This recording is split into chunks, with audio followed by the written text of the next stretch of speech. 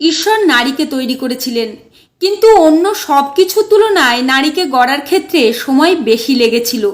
এই কাল বিলম্ব দেখে এক দেবদূত জিজ্ঞেস করে বসলেন, হে ঈশ্বর, তুমি নারীর বেলায় এত সময় নিলে কেন? জবাবে ঈশ্বর বললেন, তার সাথে কতগুলো বৈশিষ্ট্য জুড়ে দিয়েছি তা কি দেখেছ? সে সকল ধরনের পরিস্থিতিকে মানিয়ে নিতে পারবে। সে একই সাথে একাধিক শিশু পালনে সক্ষম।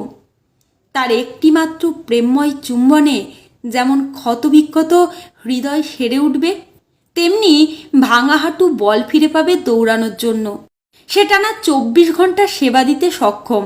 এত কিছু সে করবে, কিন্তু তার থাকবে মাত্র 2টি হাত। দেবদূত বিস্মিত হয়ে বলে, 2টি হাত মাত্র? এ তো অসম্ভব। নিশ্চয়ই এর গঠনে বিশেষ কিছু আছে।